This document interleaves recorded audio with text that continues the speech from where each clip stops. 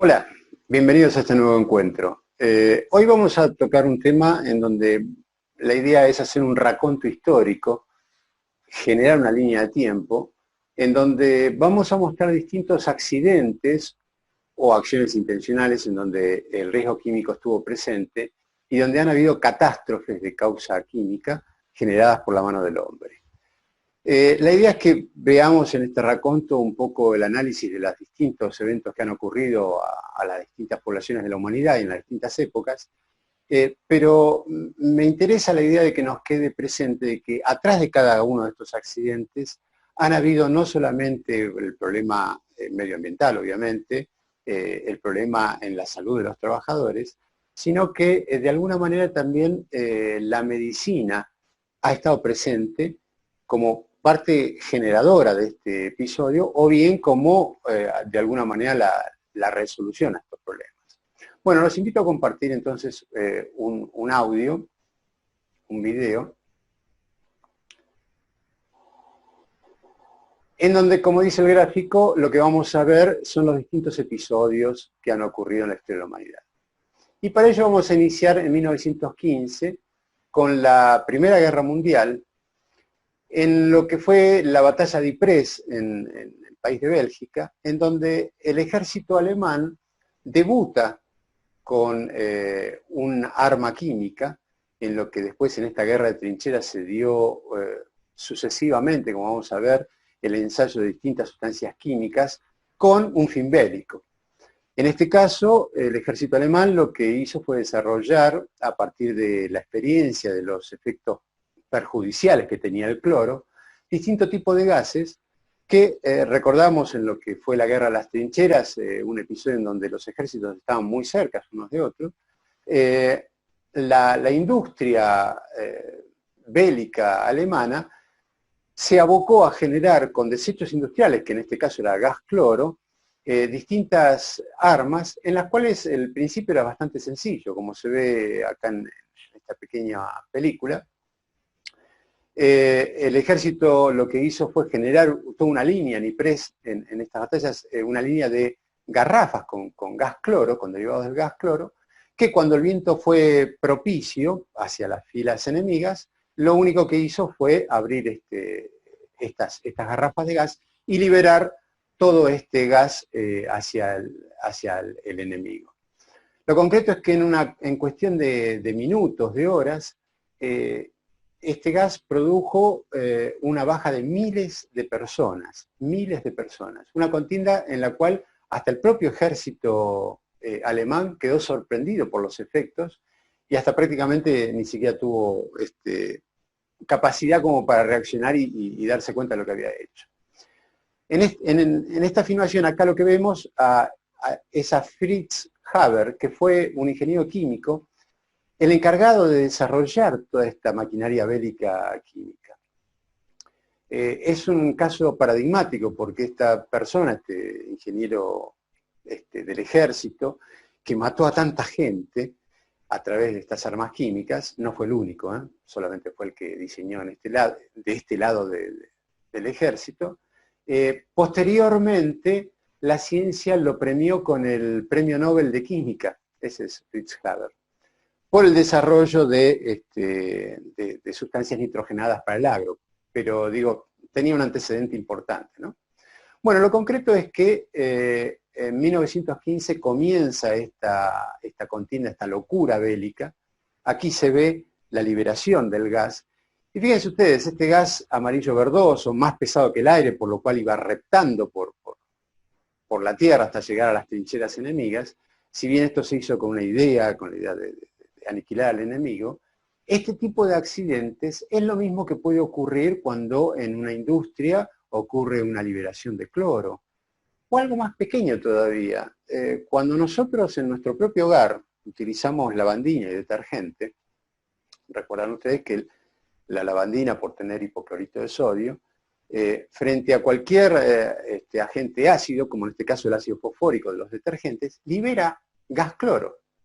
Y este es un accidente muy frecuente a nivel hogareño, ¿no? Cuando uno en un espacio confinado, como puede ser un baño, mezcla accidentalmente estos dos productos, libera gas cloro y de alguna manera, sin saberlo, está reproduciendo la escena de la batalla de Ypres, justamente con este gas tan peligroso. Bueno, pasó un año, la guerra continuó, y en este caso, obviamente, todos los ejércitos tomaron este desafío bélico y comenzaron también el desarrollo de su industria química bélica. En este caso vemos en la batalla de Verdún en 1916, este es el ejército francés, que también está utilizando, en este caso, armas químicas derivados del ácido cianhídrico, el cianuro, pero en este pequeño videíto lo que me interesaba mostrar es algo que se desarrolló paralelamente con la contienda bélica y que de alguna manera hoy todavía sigue siendo un beneficio o se sigue utilizando en la industria, que es el hecho del desarrollo de los equipos de protección personal. Así como los ejércitos pensaron en cómo aniquilar con sustancias químicas al enemigo, también pensaron cómo precaverse o defenderse de estos gases. Y de alguna manera esto dio posibilidad al desarrollo de los equipos de protección personal.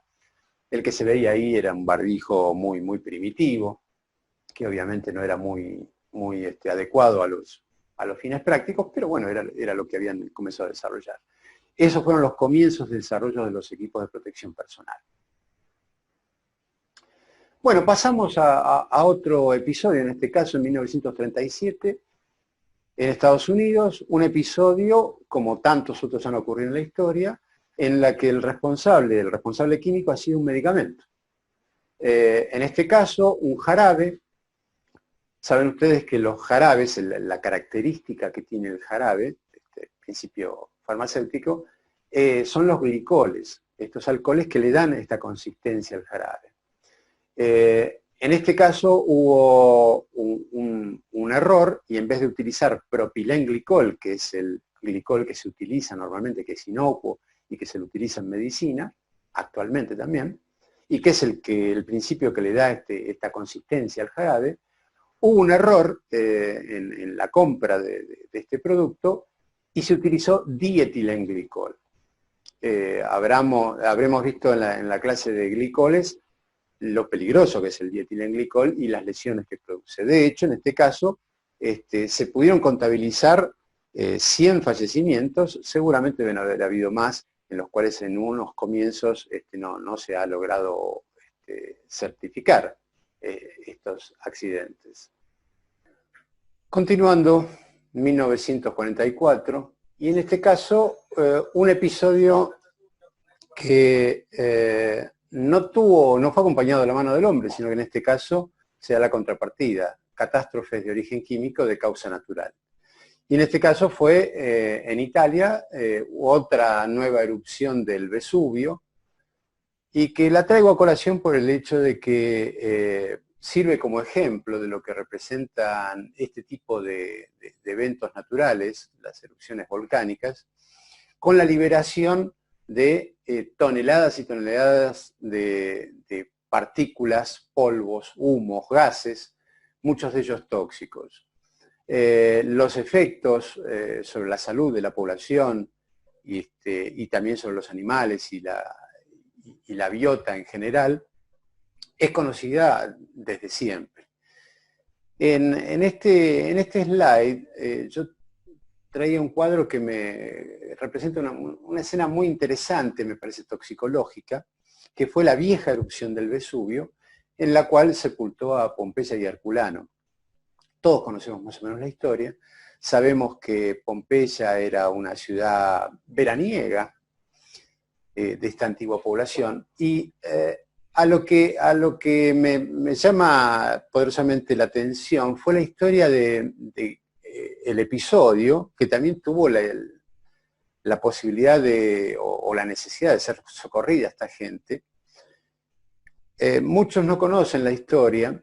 Plinio el Viejo, un gran naturalista, en realidad Plinio el Viejo era un médico militar y era un gran investigador.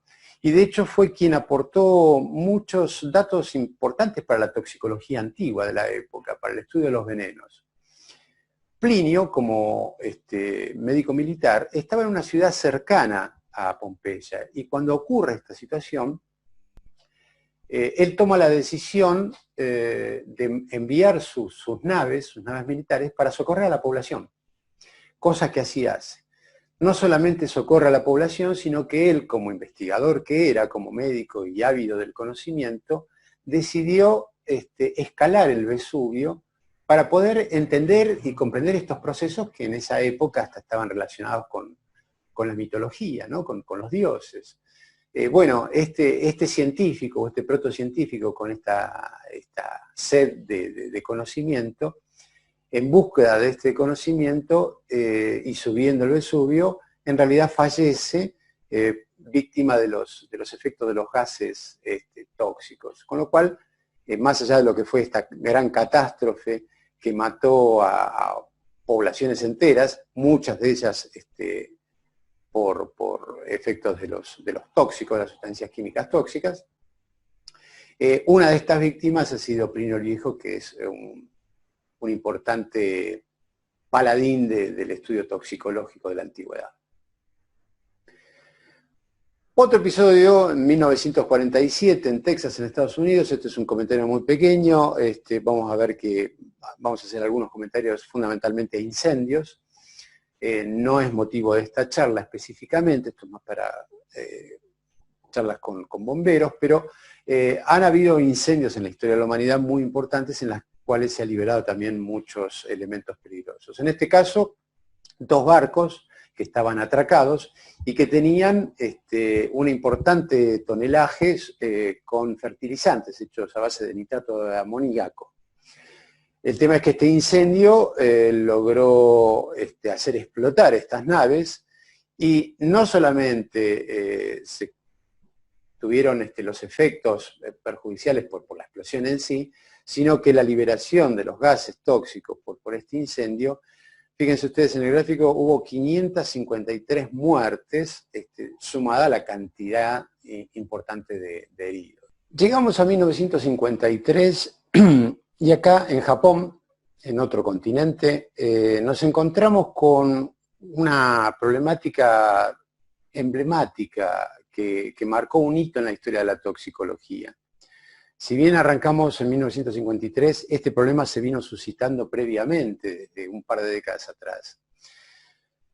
El episodio ocurrió en la bahía de Minamata, un pueblo pesquero del Japón, en donde alrededor de la década del 30 se había radicado una industria, las industrias Chiso, que comenzaron en su proceso industrial a verter en esta bahía de pescadores sus desechos industriales, entre los cuales se encontraba el mercurio elemental. Recordamos muy sucintamente, en lo que hace a la toxicología, el mercurio lo podemos encontrar en 3 tipos de variedades: el mercurio elemental, el mercurio inorgánico y el mercurio orgánico. Bueno, esta industria, como tantas otras, vertía sus desechos industriales en la bahía, y hasta ahí nada, salvo que en algún momento empezaron a aparecer trastornos, gente con trastornos neurológicos, chicos con malformaciones congénitas, con enfermedades congénitas, y en rigor de verdad, quienes primero comenzaron con signos, o lo que primero llamó la atención, fue la afección de los gatos. En los diarios locales de Minamata, en esa época, comenzaron los titulares diciendo: los gatos de Minamata se han vuelto locos. ¿Por qué? Porque comenzaron a ver que los gatos que merodeaban los puertos para alimentarse de los pescados, comenzaban con trastornos neurológicos, con cuadros que hacían que se cayeran, como se ve acá mismo en las filmaciones, y esto alertó a la población, un dato ambiental interesante. Bueno, como les decía, con el tiempo comenzaron a aparecer trastornos en la gente, y ocurrió que, bueno, obviamente esta gente se empezaba a contaminar con este mercurio, producto del consumo del pescado contaminado.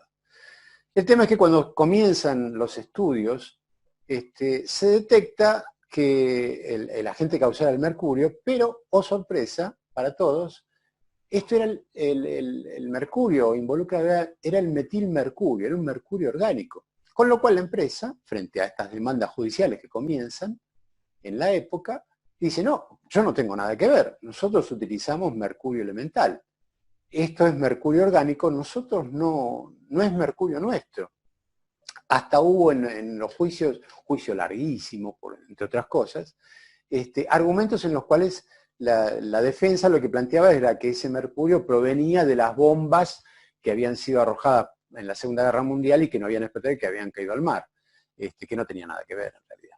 Bueno, lo concreto es que lo que después la ciencia pudo demostrar, y esto es lo interesante del caso, fue que si bien esta industria volcaba a la bahía mercurio inorgánico, mercurio elemental, perdón, este mercurio depositaba en el fondo marino, y el plancton marino lo que hacía era asimilar este mercurio elemental, transformarlo, metabolizarlo y generar mercurio orgánico, metilmercurio, que posteriormente se introducía dentro de la cadena biológica. Este plancton contaminado era producto de alimentos de seres bajas en la escala zoológica, que después se alimentaban de peces, y así sucesivamente, que iban biomagnificando la concentración de mercurio orgánico, hasta que era consumido por el ser humano.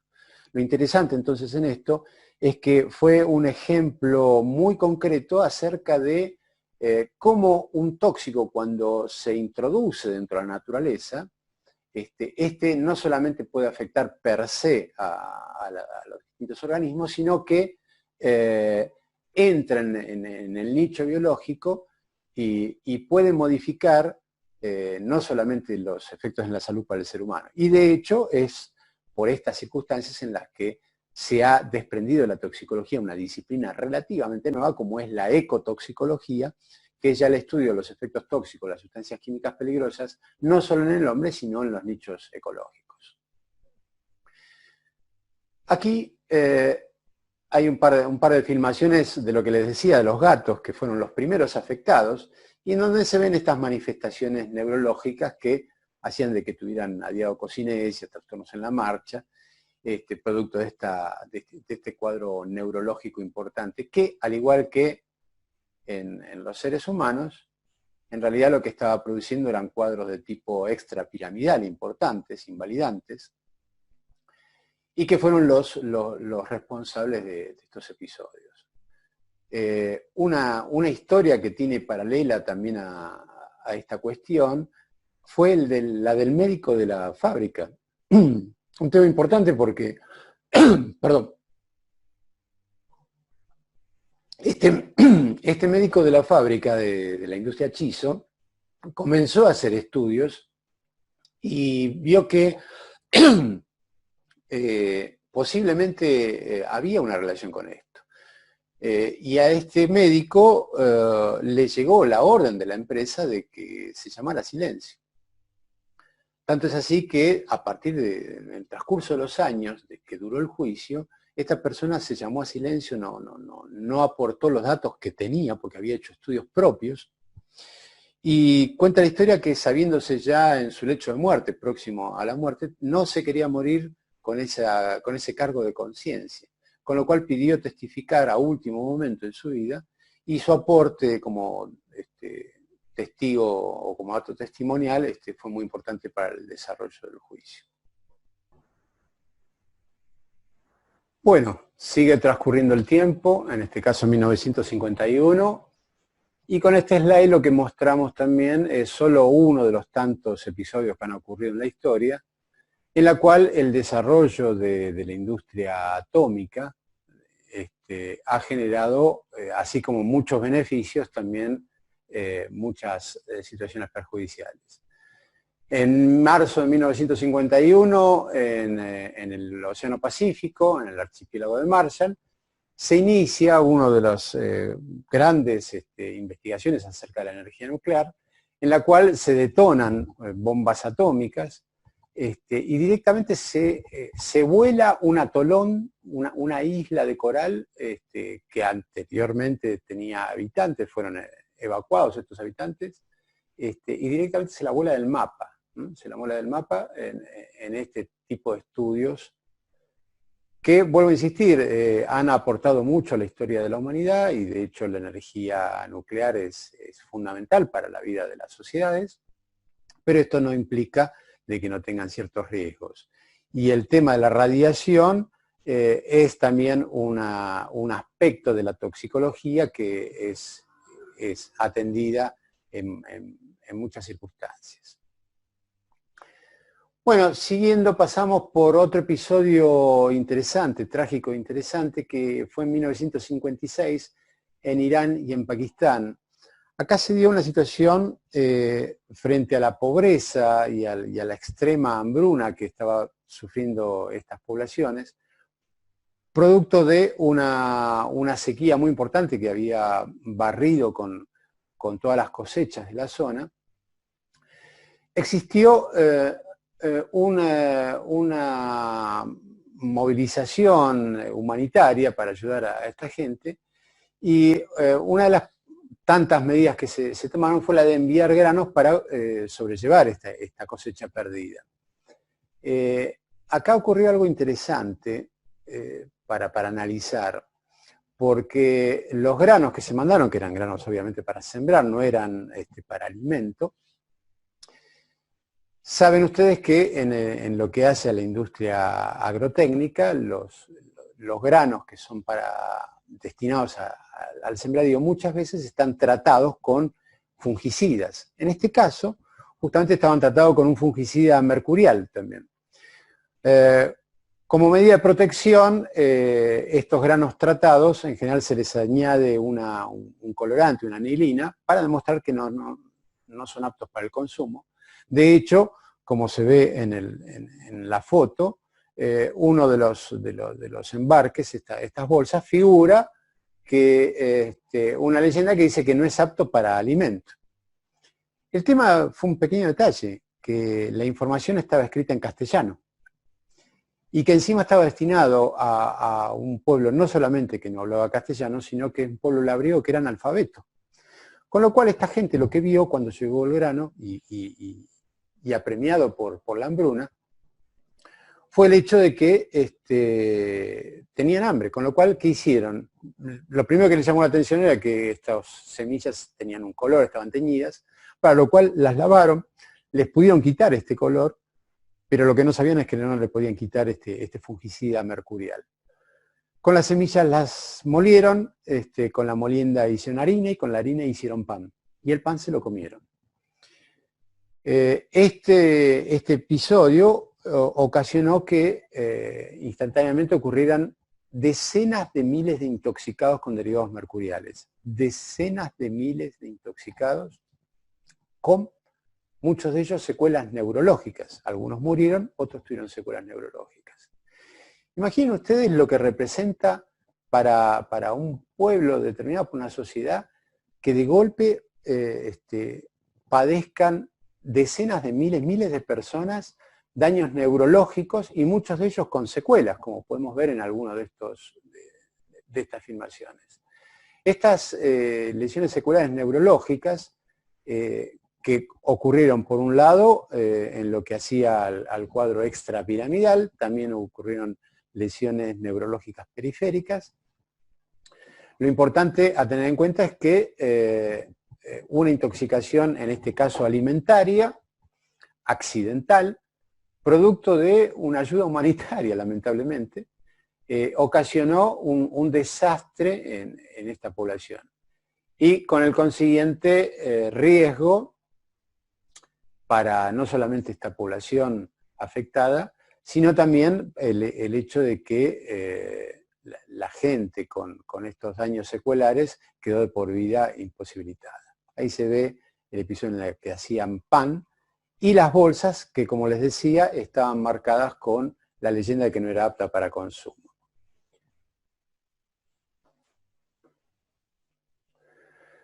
Volvemos a la industria farmacéutica en la década de los 50, entre los 50 y los 60.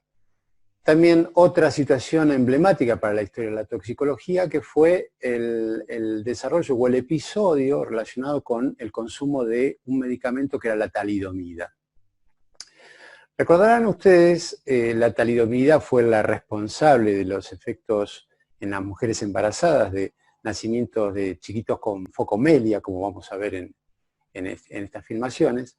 Pero lo que me parece interesante para tener presente en este episodio fue el hecho de que estamos frente a un medicamento que en esa década era un medicamento que estaba comercializado, era un medicamento que estaba aprobado por la FDA, por la Food and Drug Administration. ¿Qué pasó ahí? En esa época los estudios toxicológicos y de embrio y fetotoxicidad eran muy limitados, eran relativos, y de hecho se hacían en determinados animales de experimentación. Sabrán ustedes que el tema de la talidomida tiene, bueno, no solamente los efectos sobre el desarrollo de los miembros, sino que fue, a partir de este accidente, fue la talidomida la responsable de un giro en 180 grados en cuanto al desarrollo del estudio de los fármacos y la aprobación de los fármacos. ¿Por qué? Porque, como les decía, este medicamento estaba previamente aceptado. El tema es que, ya comercializado esta medicación, la industria farmacéutica vio que, dado que aparte de los usos que convencionalmente se le daban a la talidomida, además tenía un efecto antiemético muy importante, la industria farmacéutica decidió incorporar en un nuevo nicho comercial a la mujer embarazada.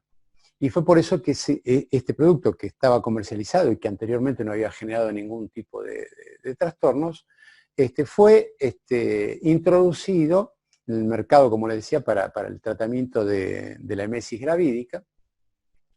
Y posteriormente, con el desarrollo de la aparición de estos chicos, se descubrió este efecto nefasto que tiene sobre el feto.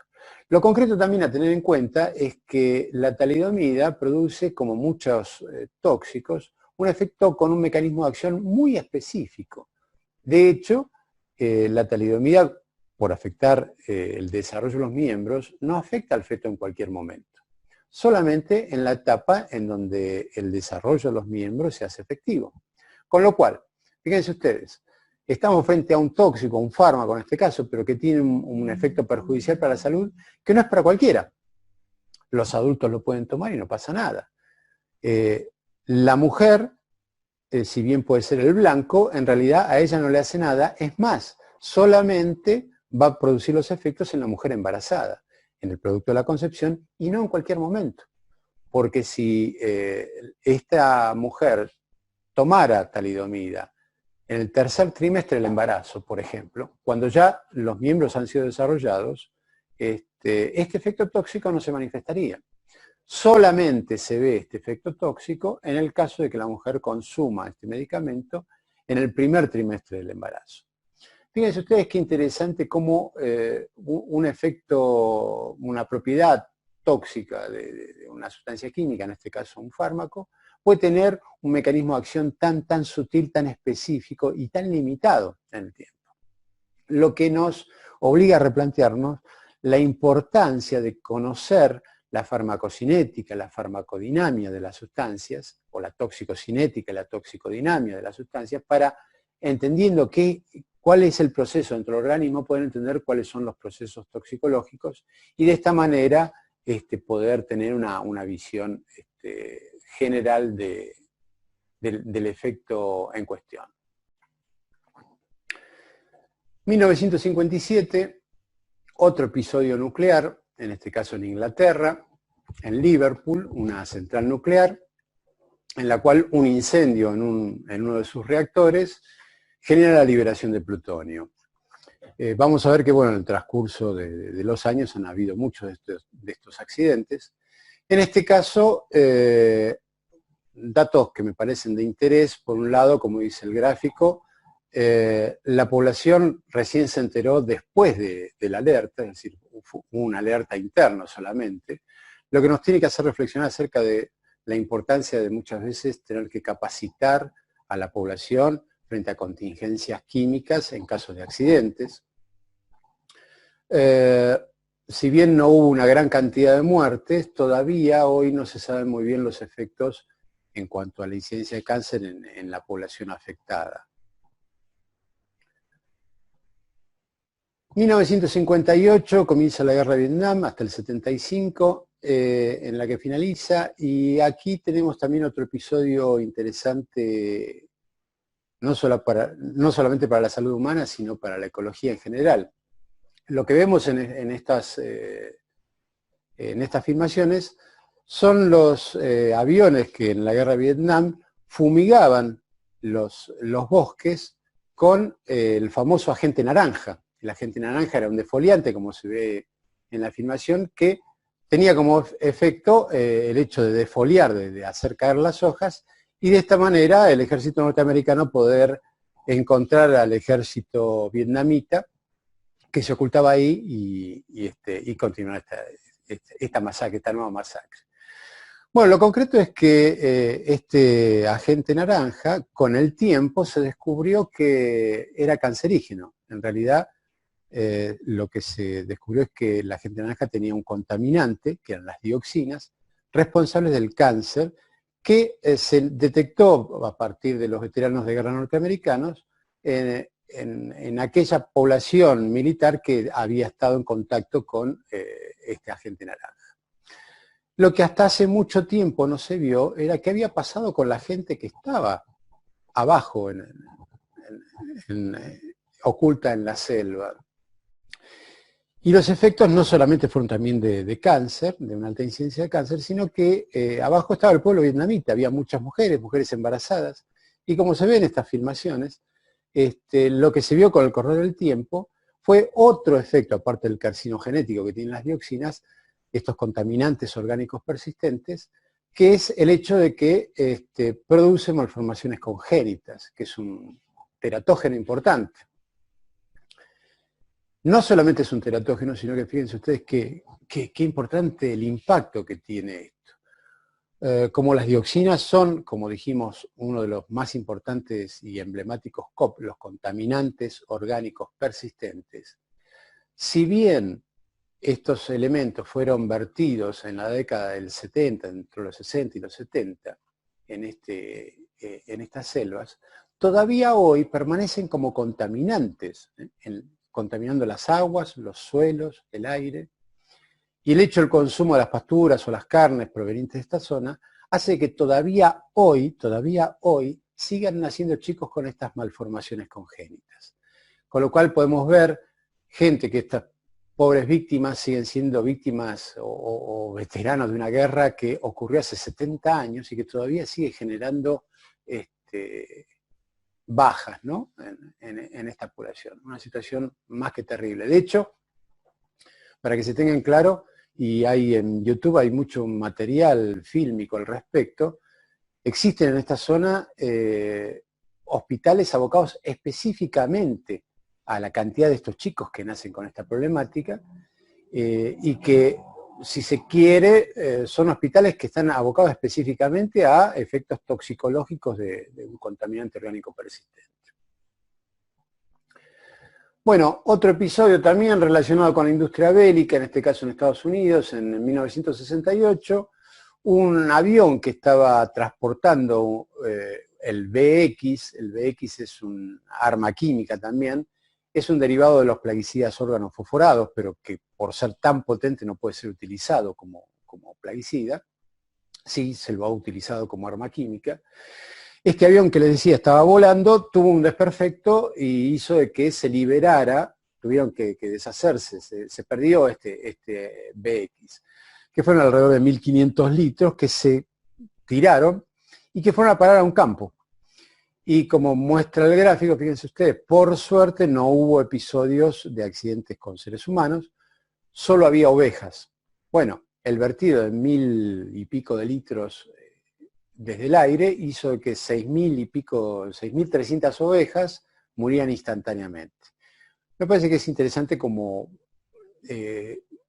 patrón para ver la envergadura que puede tener un accidente, que desde lo que hace al volumen no es una cantidad, es un bidón un poco grande, pero que no es tan grande, es algo más que un metro cúbico de este producto, y el desastre ecológico que puede llegar a producir.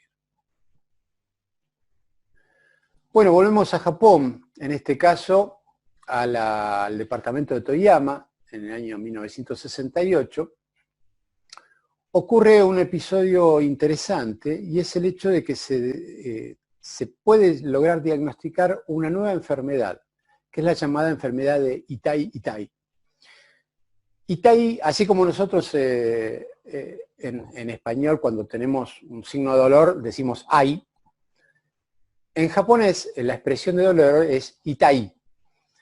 Y Itai proviene de esta enfermedad producto de mujeres posmenopáusicas, labriegas, que trabajaban en arrozales que estaban abonados e irrigados con agua que venían de una mina de cadmio, con lo cual fueron intoxicadas con cadmio.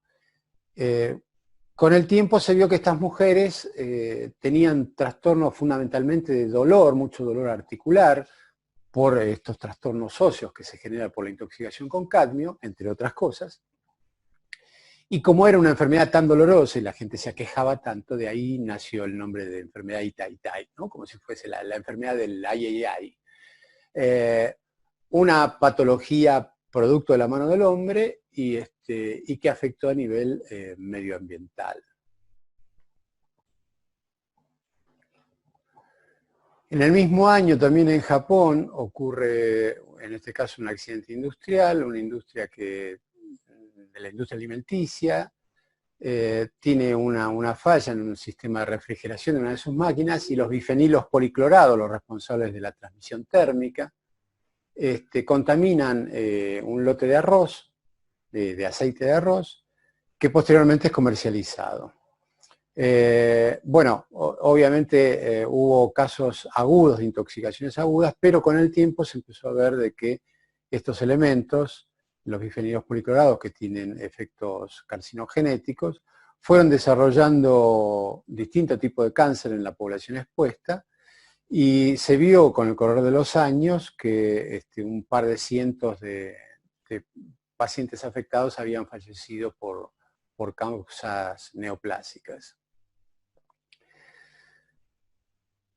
Pasando a Inglaterra en 1974, bueno, otro incendio importante a lo que hace a nivel de incendios industriales, en este caso una industria del ciclohexano, con una muerte relativamente limitada, 28 operarios fallecieron, y las consecuencias de una intoxicación producto de la exposición a humos de incendio.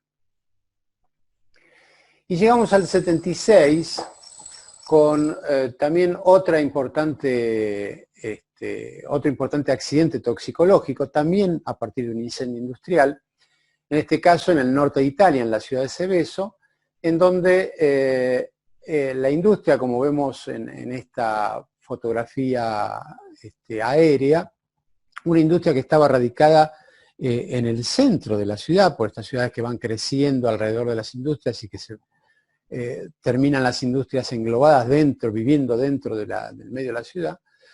Un incendio de este tipo liberó importantes cantidades de sustancias tóxicas, entre ellas las dioxinas, los famosos contaminantes orgánicos persistentes. En este caso es importante desde el punto de vista toxicológico analizar lo siguiente.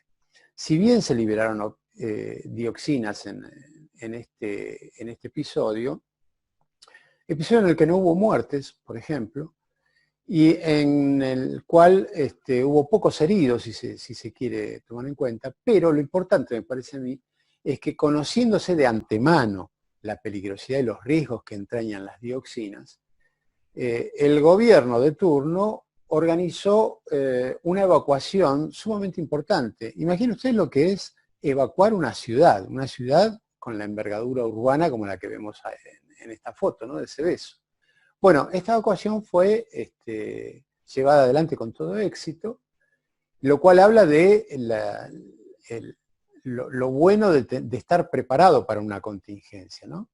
Y las consecuencias también para ello. Porque, por ejemplo, sabiéndose, como habíamos visto anteriormente, que las dioxinas son, entre otras cosas, teratógenas, la legislación italiana modificó el tema del aborto, por ejemplo, que el aborto es punible para la legislación italiana, para esa época, y autorizó para la población femenina expuesta en ese caso a situaciones excepcionales como la del aborto legal para estas víctimas, lo cual me parece interesante para analizar las distintas vertientes o consecuencias que genera un episodio toxicológico como lo de este tipo.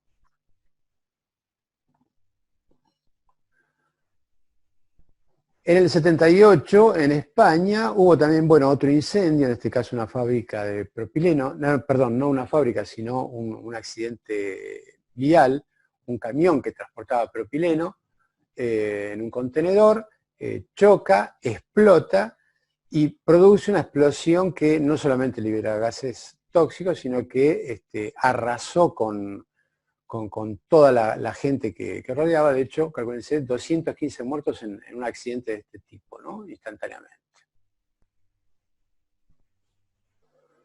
Otro accidente, en este caso no vial, sino férreo, un tren que transportaba cloro y propano, descarrila, se produce un incendio en Canadá, y lo importante, el evento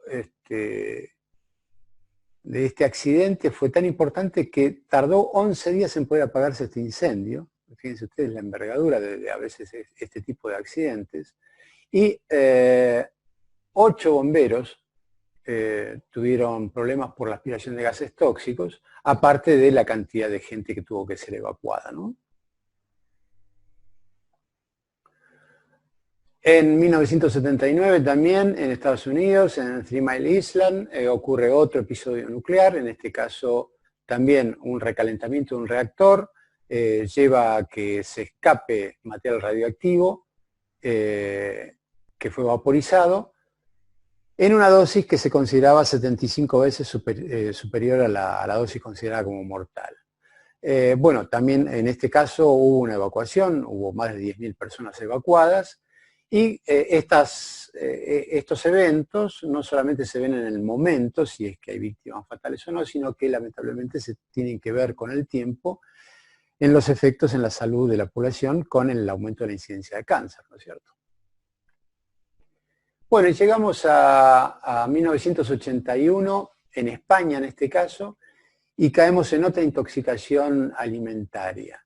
En este caso fue el aceite de colza, un aceite que se vendía a muy bajo costo, se vendía suelto, es decir, la gente iba con los envases y les cargaban este aceite de bajo costo.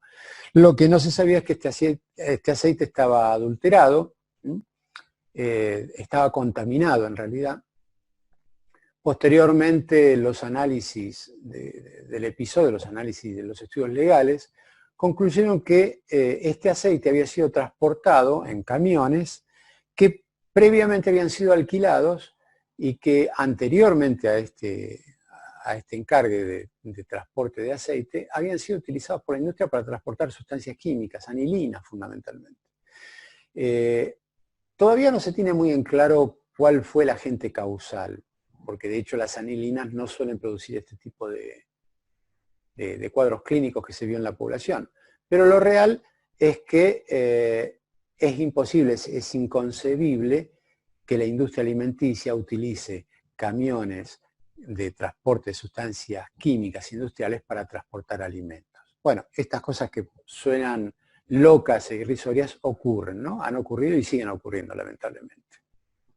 Como muchas veces ocurre con esto, han habido juicios que han durado décadas y los fallos no siempre son los que las víctimas esperan, con lo cual en la población española hubo muchas manifestaciones al respecto porque el resarcimiento económico para estos episodios no fue el esperado. Lamentablemente no tuvo una buena resolución, ni en lo sanitario, ni tampoco en lo legal, en lo judicial, como se pueden ver algunas imágenes de los noticiosos de la época.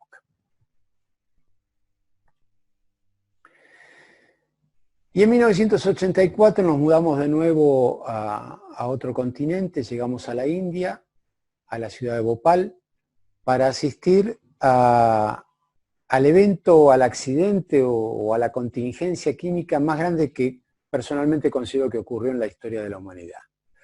En este caso una industria que trabajaba, manipulaba el isocianato de metilo, un derivado del cianuro, por contar con defectos en su sistema de seguridad, una de las maquinarias entra a levantar una caldera, entra a levantar presión, estalla y libera isocianato de metilo, derivado del cianuro, que se expande y se vierte en esa noche sobre la población de Bhopal.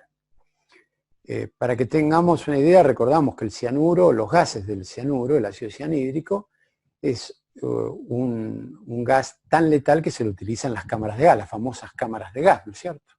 Bueno, en este caso, el mismo gas que se utiliza para una cámara letal se vertió sobre una población en general.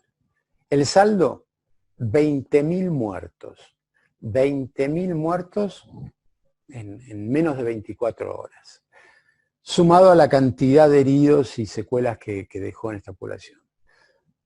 Tengamos en cuenta, ¿no? A veces los números son difíciles de digerir, pero se imaginan lo que son de golpe 20.000 personas que fallecen producto de esta intoxicación masiva. Obviamente, frente a estas contingencias químicas, no hay sistema sanitario que pueda dar una respuesta eficiente. No existen antídotos, no existen equipos de salud, no existe nada que pueda contener semejante episodio. Por eso la importancia en la prevención y el estar capacitados frente al manejo de estas situaciones.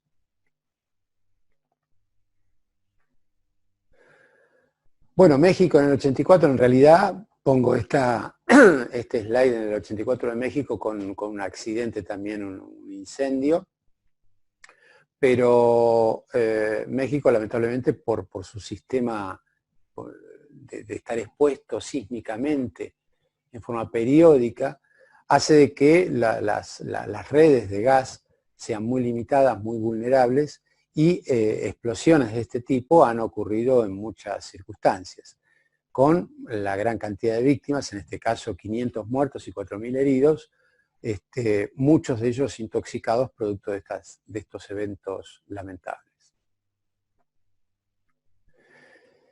Y llegamos a la Argentina, a nuestro país, en el 84, un triste episodio, en este caso en la provincia de Jujuy, y el caso fue ocasionado por unas leches maternizadas, unas leches en polvo de origen de Capital Federal, que provenían de Capital Federal, que fueron accidentalmente contaminadas con plaguicidas organofosforados.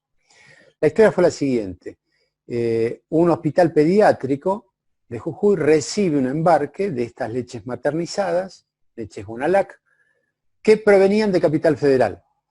Pero el envío que se hizo, el camión que transportó, no solamente transportó leche en polvo como esta, sino que también transportó otros elementos.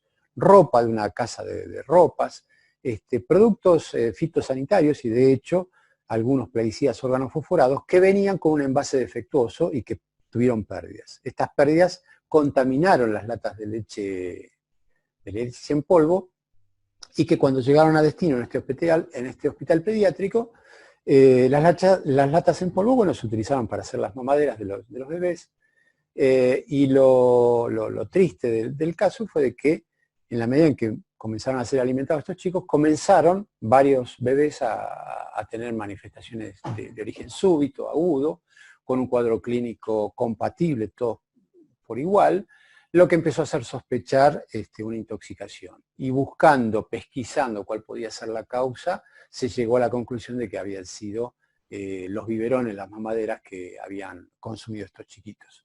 Lamentablemente se tuvo que lamentar varias muertes antes que se pudiera encontrar el causal de esto y de esta manera frenar la alimentación con estas leches contaminadas. Bueno, 1986, el Challenger en Estados Unidos, todos recordamos lo que fue la experiencia esta de la odisea del Challenger, y en este caso la industria aeroespacial, que lanzaba un nuevo vuelo comandado, tripulado, con el accidente que todos vimos por televisión y que asistimos a la explosión de esta nave con la liberación de la infinidad de sustancias tóxicas. Ya de por sí, la imagen esta de ver los cohetes, ¿no? A las que estamos acostumbrados, ver esta ignición tan importante, nos tiene que hacer reflexionar acerca de esta carrera aeroespacial, que como tantas otras cosas es más que buena, pero que también tiene sus costos. Esta combustión tiene un costo muy importante para el medio ambiente, ¿no? La liberación de gases y contaminación del medio ambiente es importante. Máxime cuando ocurren accidentes como este tipo, como los de este tipo, en el cual uno de los elementos complicados o implicados en este accidente fue el berilio. El berilio, por ser el elemento más radiolúcido que existe en la naturaleza, es altamente utilizado en la industria aeroespacial para distintos tipos de equipamientos. Cuando explota, que es lo que estamos viendo en este momento, la nave espacial, obviamente se desperdigaron infinidad de elementos, entre ellos partículas de berilio. Y una de las tareas que tuvo la NASA posterior y los equipos de salvataje en este episodio fue la de tratar de rescatar todas las partículas de berilio que se liberaron al medio ambiente y que podían haber contaminado y que de hecho contaminaron el medio ambiente.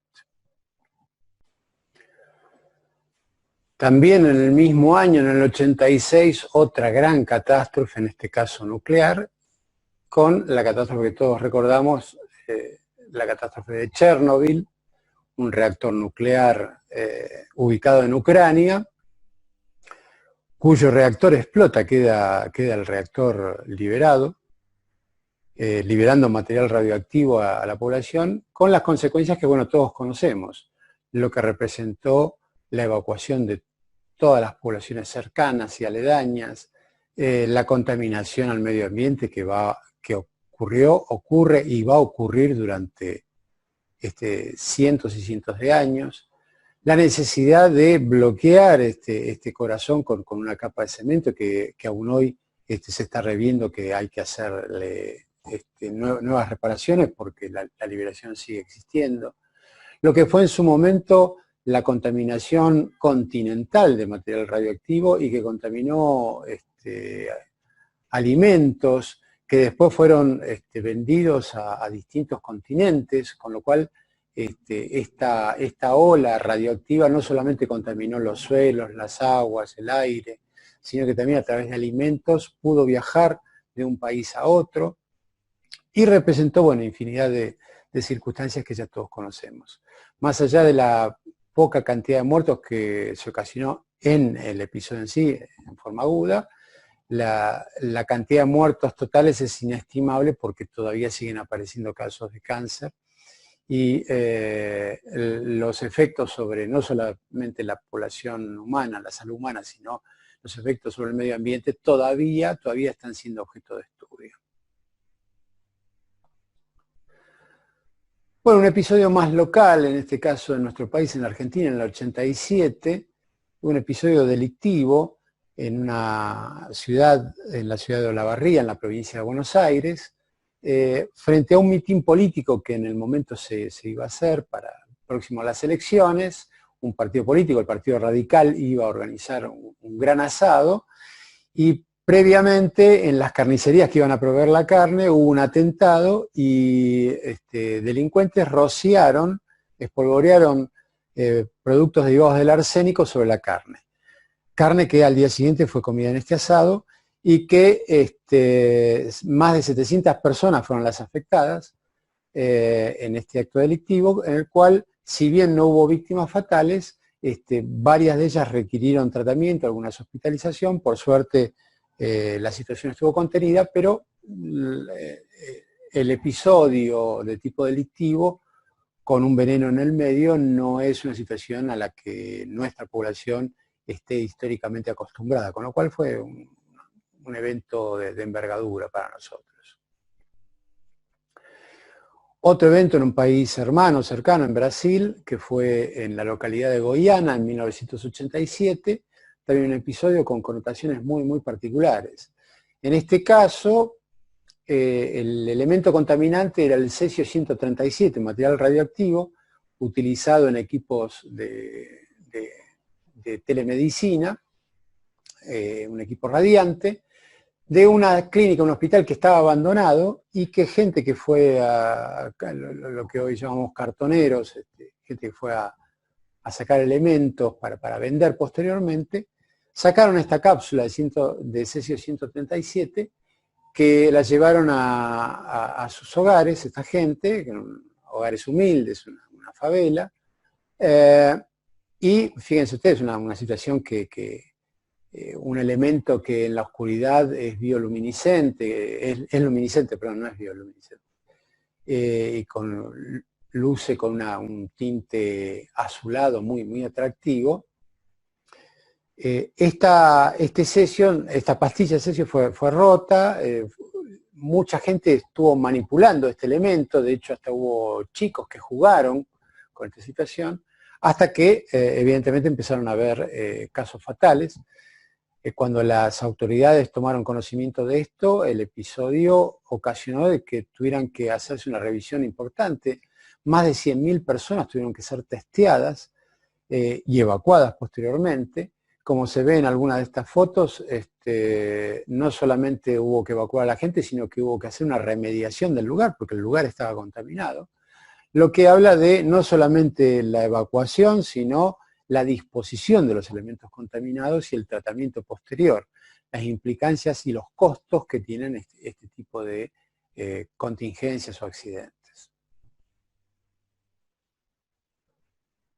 En el 88, en el Mar del Norte, un episodio también, otro incendio importante, en este caso una plataforma marítima de extracción de petróleo, un incendio que se llevó la vida de 157 muertos, más la liberación de todos los gases de los humos de incendio y la liberación de hidrocarburos en el mar que llevaron a una contaminación medioambiental importante.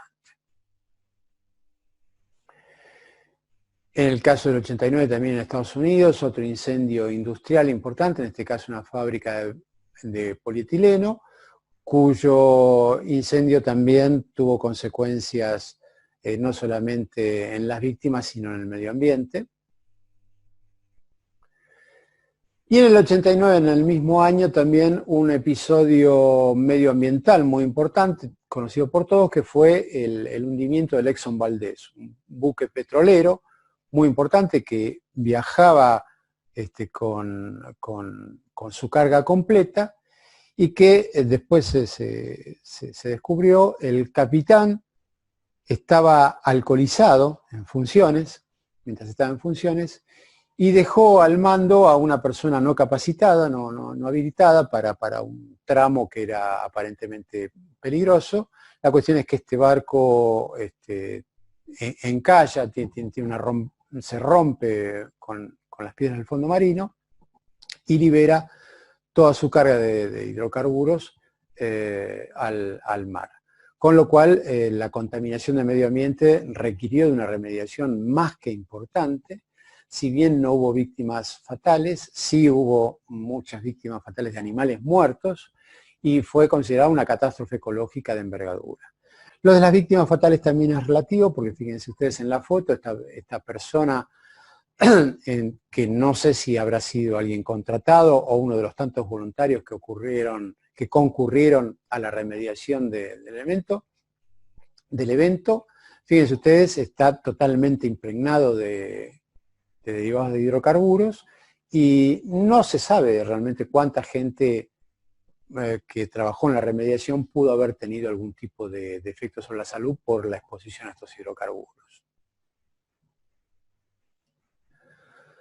En el 92, en Israel, ocurrió también una situación interesante para analizar el evento.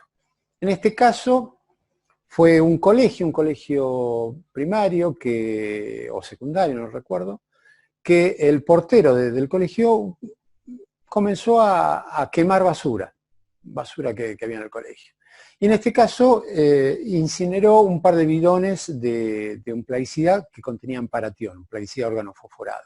Bueno, los humos que se liberaron de este fuego, de esta fogata, eran humos tóxicos y tuvieron implicancias en la población.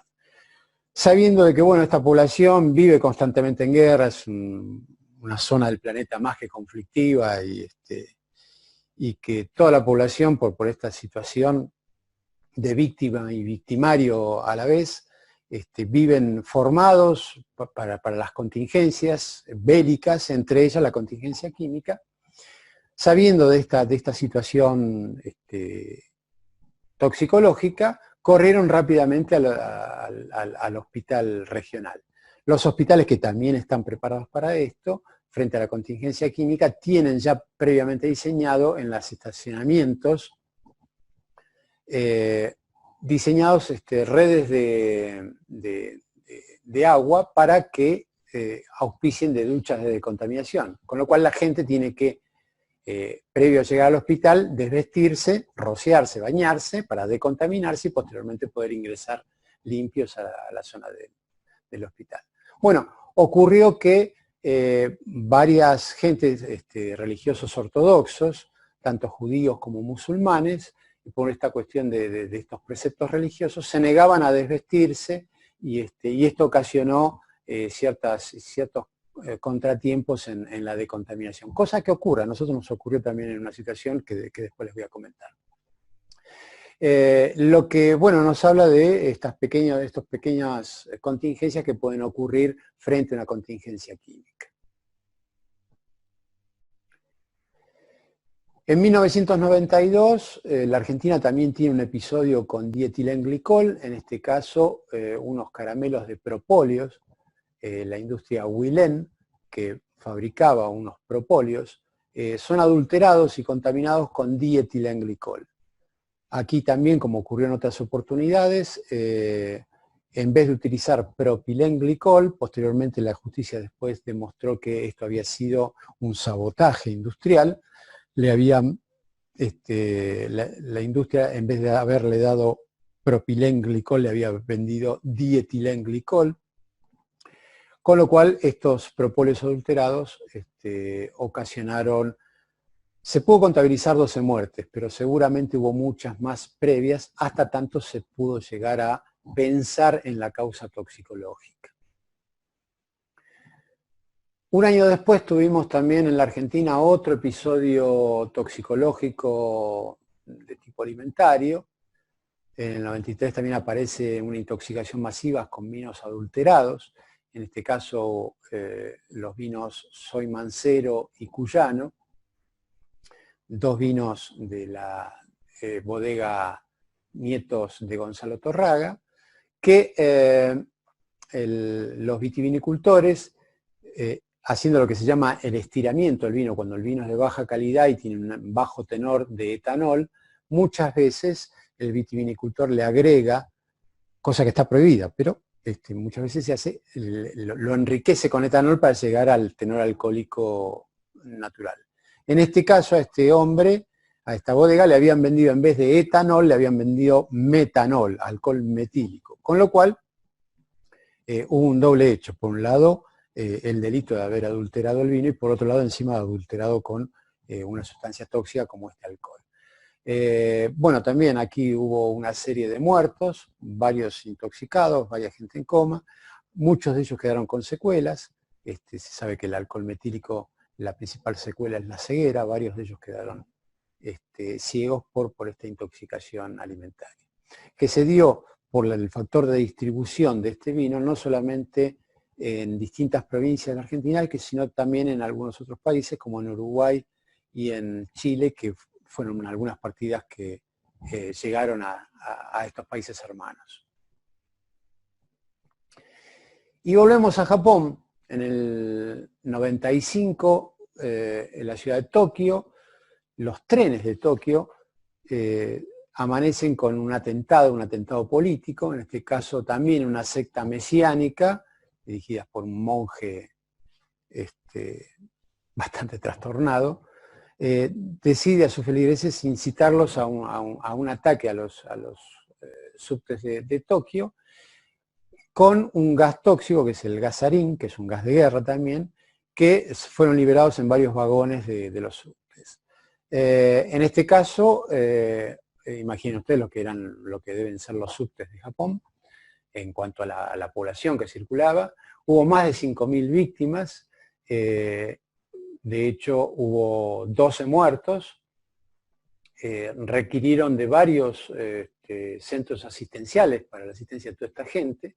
Es importante tener presente que el 10% de los socorristas, de la gente que tuvo acciones en la ayuda a estas víctimas, el 10% fueron afectados, lo mismo que una gran cantidad de médicos, lo que nos habla también de la importancia a tener en cuenta en cuanto a la preservación del equipo de salud frente a estas contingencias, porque obviamente es el recurso lamentablemente más escaso, más idóneo y que más hay que cuidar, el más preciado, el recurso sanitario.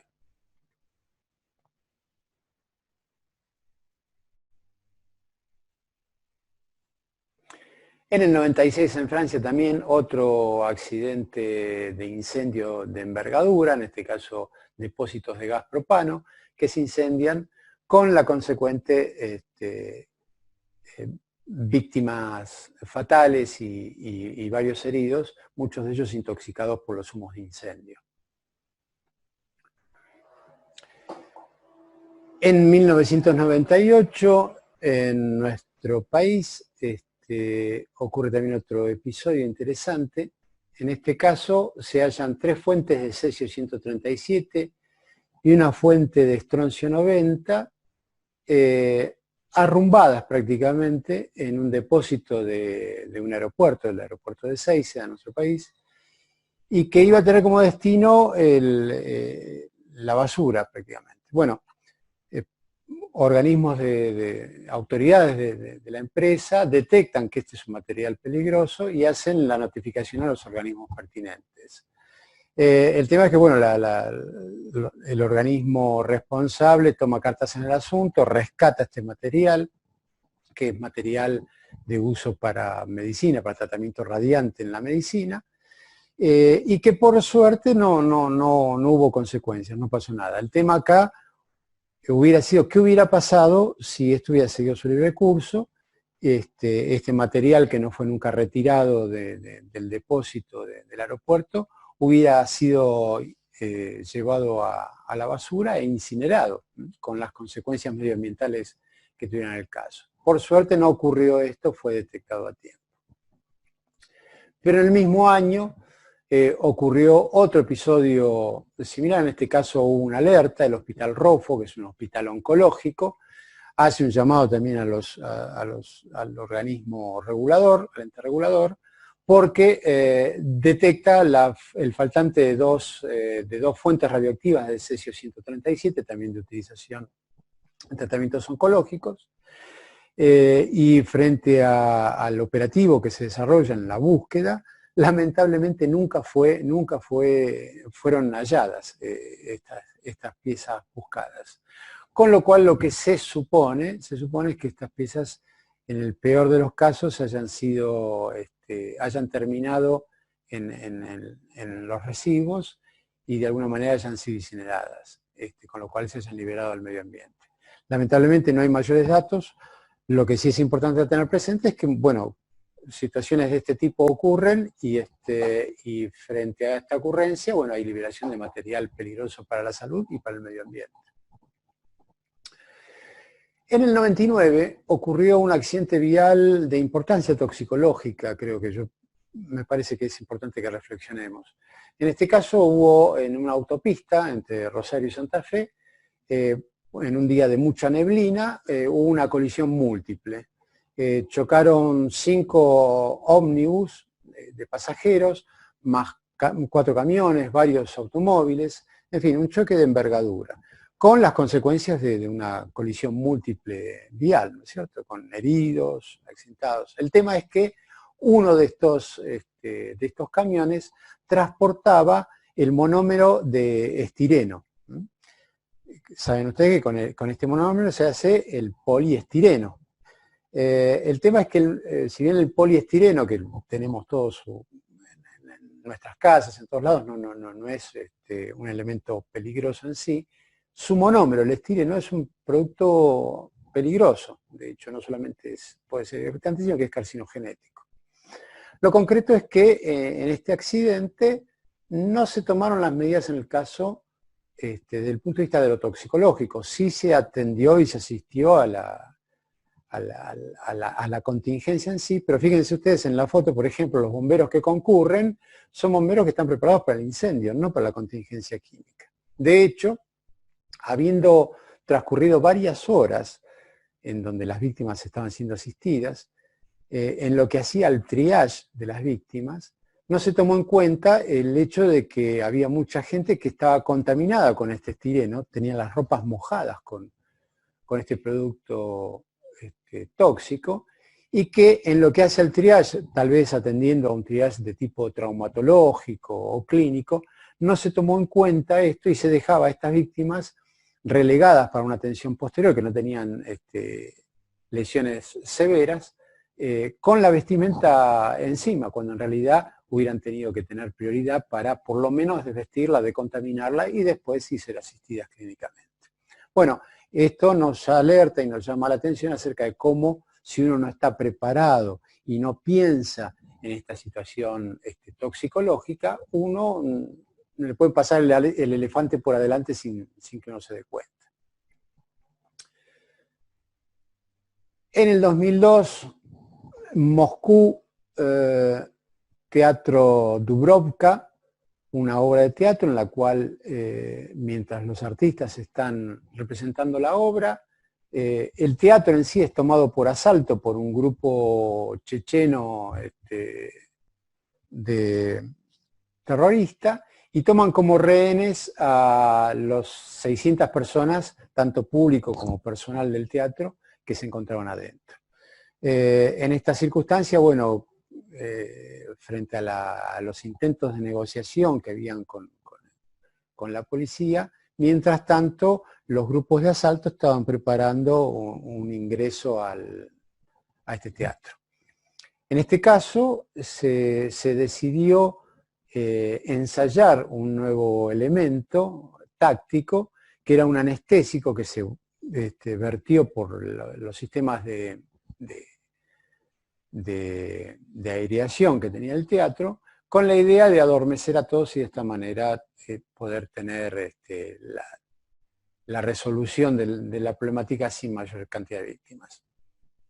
El tema muchas veces, y es como nos enseñó Paracelso, que la dosis hace al veneno, es el hecho de que este tipo de vaporización de gases anestésicos es muy difícil de manejar en un ambiente tan grande como en un teatro.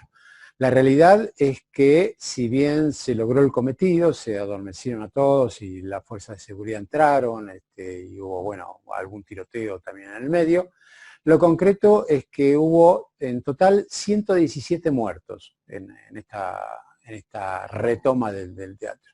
Bueno, de los 117 muertos, 115 murieron intoxicados por el propio gas. Esto trajo de colación muchas problemáticas, hasta políticas si se quiere. De hecho, hubo un silencio por parte de las autoridades acerca de qué gas había sido utilizado. Posteriormente se supo que era un derivado del fentanilo, un potente depresor que justamente se hace tan difícil de manejar que fue más el problema que la solución, porque terminó matando a 115 personas. 2003, un lugar llamado Kolontar, en Hungría, en donde una fábrica, se rompe un dique de contención de una fábrica relacionada con la industria del aluminio, y desechos químicos, barros con desechos químicos, son liberados y llegan a inundar directamente todo este pueblo, que, como se ve en esta filmación, entró en las casas, estaba en todo el pueblo, y que requirió de una remediación importante medioambiental, amén de la salud de los habitantes que tuvieron que ser evacuados, y que, lo que es peor, nunca se tuvo muy en claro los elementos en cuestión al respecto. Este es uno de los tantos episodios en los que uno ve que la industria en general puede tener accidentes de envergadura, de hecho los tiene, y que no siempre, no digo en este caso, pero no siempre hay medios de contención. Por eso es importante tener presente de que si bien la industria tecnológica va creciendo, y esto es bueno, también los riesgos que va generando, es importante que nosotros crezcamos con estos riesgos, sabiendo generar medios de contención, equiparando los riesgos con la posibilidad de remediación o de minimización de daños.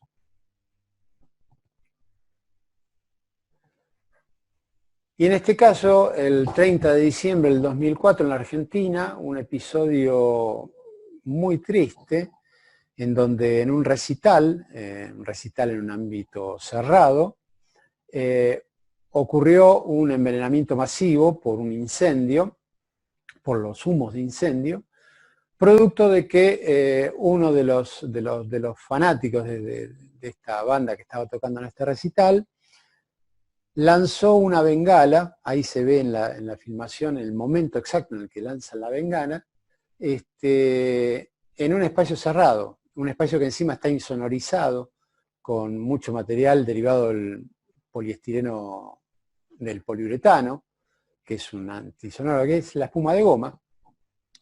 Y esto llevó a un incendio con ciertas peculiaridades. Fue un incendio sin gran fuego, un incendio donde se liberó mucho humo, fundamentalmente.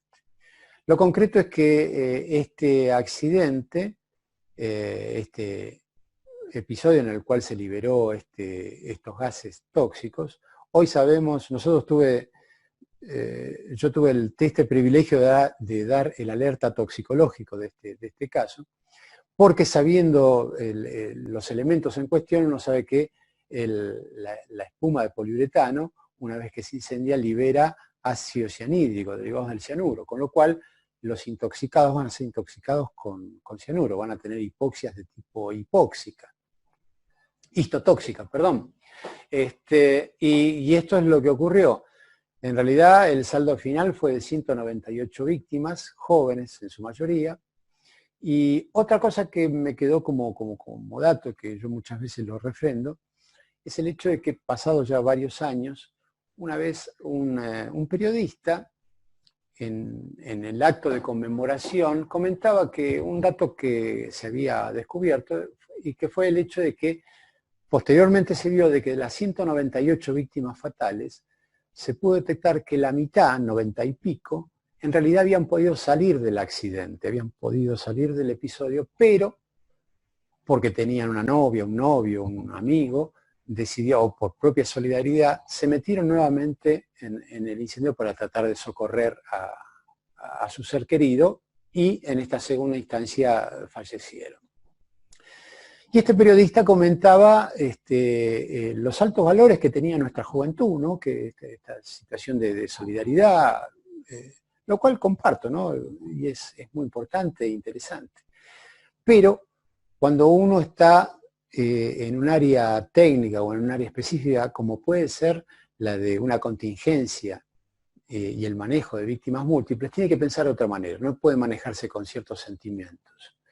En este caso, cualquier socorrista sabe que en un incendio o en una problemática de este tipo, aquel que sale de la zona caliente, de la zona de conflicto, no puede ingresar nuevamente si no es una persona idónea, debidamente capacitada y debidamente equipada. Son las condiciones sine qua non, uno no puede ingresar nuevamente a este problema. ¿Por qué? Porque saliste del problema, dejaste de ser un problema, si te metes, sos nuevamente parte del problema. Y si no estás capacitado, no estás debidamente equipado, lo más factible es que vos seas parte de las víctimas, que es lo que realmente ocurrió.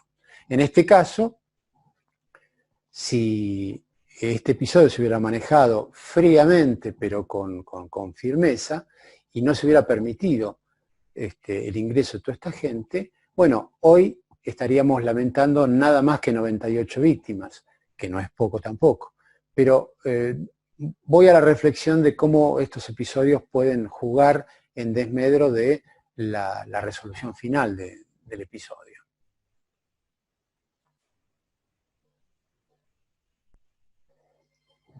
En 2008, en China, también ocurre otro episodio, en realidad ocurre en el planeta entero, porque una industria de China, industria alimenticia, que lo que hacía era manufacturar leche maternizada, se descubrió que la gente de esta industria lo que hacía era adulterar la misma. Sacaban proteínas de esta leche y para que no se fuera detectada, para darle la misma característica en cuanto a su presión osmótica y otras características físicas que la hacían indistinguible de la leche entera, le agregaban melamina, una sustancia de uso industrial, con la cual se hacen, hoy tenemos muebles hechos a base de melamina. Bueno, lo concreto es que existieron en el mundo intoxicaciones, algunas de ellas mortales, por el uso de melamina en esta leche adulterada. De hecho, los responsables fueron condenados a muerte en este país. En el 2011, recordarán ustedes, en la provincia de Miyagi, en Japón, en Fukushima, el tsunami que ocurre, entre otras cosas, se lleva puesto unas centrales nucleares, con lo cual, aparte del conflicto toxicológico medioambiental que puede generar un tsunami, que como se ve en la filmación, arrasa con casas, arrasa con industrias, mezcla lo que se lleve adelante, a eso hay que agregarle que encima se llevó puesto también centrales nucleares, con lo cual hubo una contaminación radioactiva, no solo de la zona, sino que posteriormente con los años se vieron que la afectación fue a nivel global, al planeta entero. Nuevamente volvemos a reflexionar acerca de la potencia que tiene la naturaleza en cuanto a estas situaciones, ¿no? Volcanes, tsunamis, maremotos, que entrañan no solo una fuerza impresionante, sino que la situación devastadora que generan muchas veces complica desde el punto de vista toxicológico un medio ambiente. Y para terminar, en el 2001, un episodio muy puntual y local que fue un accidente de envergadura, un incendio de envergadura, pero que no tuvo mayores víctimas, pero que sí quería mostrar este pequeño videíto acerca de cómo se desarrolló este incendio. El incendio ocurre en un depósito de neumáticos, un depósito importante de neumáticos. Fíjense ustedes en la foto el tamaño del helicóptero que está mitigando el fuego frente a las volutas de humo, a la columna impresionante de humo negro. Bueno, pero lo concreto es que este incendio se estaba generando, o este depósito, perdón, se generaba en las inmediaciones de una estación de servicio, ¿sí? Con, obviamente, el depósito de hidrocarburos que tiene una estación de servicio. Este depósito estaba separado por una medianera. Y fíjense ustedes, y lo que por lo menos yo hago el mea culpa, nos falta socialmente aprender tanto, frente a un incendio de esta envergadura, a la liberación de gases tóxicos, sumado al hecho de que este incendio se está produciendo al lado de una estación de servicio, en la cual en cualquier momento puede volar todo por los aires, fíjense ustedes a la población en general. Todo el mundo siempre se quiere tomar un minuto para ver qué es lo que pasa, acercarse. De hecho pasan chicos, gente en bicicleta, autos. De hecho hay estacionados autos o camiones con hidrocarburos y nadie piensa en las consecuencias, ¿no? Las consecuencias inmediatas que pueden ser estar frente a un evento de este tipo, con las connotaciones que pueden generar en lo que hace a la accidentología, tanto el fenómeno explosivo como el incendio, como la liberación de gases tóxicos. Bueno, esto es falta de cultura y de prevención, de la cual tenemos que ser todos responsables, ¿no? Todos cuando pasamos frente a un accidente también minimizamos la marcha y tratamos de ver el episodio. pero es importante también entrar en razones de que a veces tanto el personal asistente como la población en general tiene que estar resguardada de estos eventos y hay que saber perimetrar la zona. Bueno, un poco este tipo de charlas y de eventos lo que han buscado ha sido que reflexionemos entre todos acerca de este tipo de contingencias, los efectos que pueden producir las sustancias tóxicas peligrosas, que lo han producido en más de una oportunidad, y cuál puede ser el rol de cada uno de nosotros como profesionales relacionados con la salud o con la toxicología frente a una contingencia de este tipo. Cómo debemos manejarnos antes del evento, porque muchas de estas cosas se pueden prever y con lo cual podemos trabajar en función de capacitarnos y ver cómo deberíamos desarrollarnos frente a una contingencia de este tipo. Y en lo que hace a las áreas asistenciales, bueno, saber cuáles son las medidas que deberíamos tomar frente a una contingencia de este tipo. Bueno, espero les haya servido esta larga charla y que en algún momento podamos reflexionar juntos al respecto. Les mando un abrazo grande.